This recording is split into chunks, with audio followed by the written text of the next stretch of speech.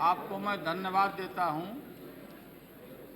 ऐसे सवाल पर देश भर के सारे किसानों का, इंडस्ट्री लगाने वाले लोगों का आज जो हम लोग बिल बनाने जा रहे हैं नया, इस पर सारे लोग का ध्यान है सब जगह। ऐसे सवाल पर हम चर्चा कर रहे हैं।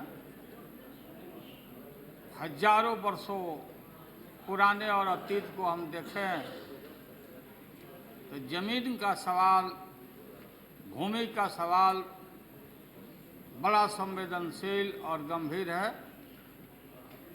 और महाभारत काल का शुरुआत अब देखेंगे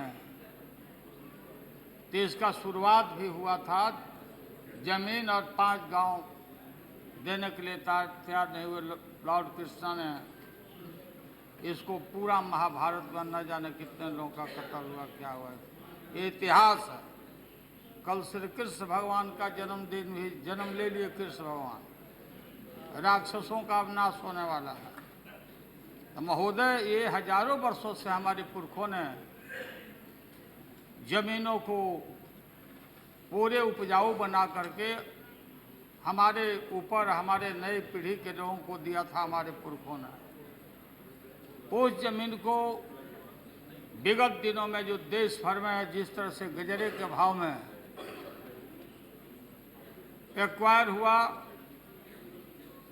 और ये कलकत्ता से आग फैला, आपको मालूम है, सब आप लोग भी भोगी हैं, इसके विक्टिम हैं। और ये आग पूरे देश में फैला। देश भर के किसानों ने जो उनके जीविका का यही मूल, यही पूंजी है, यही रीढ़ है उनके आर्थिक और उनकी खेती, तो इसको जिस तरह से लोग लूट रहे थे, प्राइवेट लोग कंपनी बना बना करके, ये सारा देश गर्म हो गया। और किसानों ने सभी जगह आंदोलन किया, महोदय जान देंगे जमीन नहीं देंगे। आज भी लोग जगह जगह जहां भी कोई इस तरह की बात होती तो जान चला जाए तो जान चला जाए, लेकिन हम जमीन नहीं देंगे। इन्हीं सारे सवालों को समाधान करने के लिए सरकार ने, हम सब लोगों ने ऑल पार्टी मीटिंग बुलाई कि इसमें सरकार को, बीच में सरकार को नहीं आना चाहिए। देश भर के सारे जमीनों का क्लासिफिकेशन है, रेट है। किसान सीधा निगोशिएशन करे। कोई इन्वेस्टर आता है तो उसके बीच में आज सरकार तब आवे कि अगर बीच में कोई आदमी, किसान और इंडस्ट्री के बीच एग्रीमेंट होने के बाद कोई इंडिविजुअल बीच में प्लॉट वाला, अगर कोई किसान, कोई आदमी, व्यक्ति खलल पैदा करता है तो वहां सरकार को उस बीच में आना चाहिए, पार्टिकुलर प्लॉट को एक्वायर करने के मामले में। यही मोटा मोटी समझौता राय सबकी बनी कि सरकार को इसमें, सरकार को इससे अलग थलग रहना चाहिए और पैकेज मिलना चाहिए। जब हम कानून बना रहे हैं तो पैकेज किसानों को मिलना चाहिए कि जब उसकी जमीन जा रही है तो उनको रेट तो मिले ही मिले, लेकिन जो इंडस्ट्री है उसमें उसको भी शेयर रहना चाहिए और उसके बच्चों को जॉब का गारंटी मिलना चाहिए। महोदय, ये मोटा मोटी राय, इससे फिर मैं समझता हूं कि सभी किसान और सभी लोग, ये जो हम लोग बना रहे हैं बिल, सभी की संतुष्टि होगी कि नहीं, पार्लियामेंट ने हमारे साथ इंसाफ किया, लोकसभा ने हमारे साथ इंसाफ किया। महोदय, मुलायम सिंह जी बोल रहे थे कि जो इनके इलाका का, जो बिहार का इलाका है, उसमें इंडस्ट्री ले जाओ। टेल लैंड, बंजर भूमि, लो लैंड, वाटर लॉगिंग हमारे बिहार में बहुत है। नॉर्थ बिहार में हजारों हजार एकड़ वाटर लॉगिंग और लो लैंड में फंसा हुआ है। नदियां ही नदियां है, डेंसिटी ऑफ पॉपुलेशन ठीक है, जमीन नहीं है हमारे पास, टुकड़ा टुकड़ा जमीन हो गया। लेकिन ये सवाल कोई अकेले बिहार का नहीं है, ये है पूरे देश भर के लिए जो बन रहा है, बिल बन रहा है, जो हमारी नीति बन रही है, जो हम लोग बनाने जा रहे हैं, तो इस पर हम लोग को सोचना चाहिए कि इसमें सरकार बीच में नहीं आवे, सरकार आवे जहां कोई इंडिविजुअल। और फिर महोदय, हम जानना चाहते हैं कि कहां कोई इंडस्ट्री खोलने आ रहा है, कहां कोई उद्योग धंधा खोलने आ रहा है।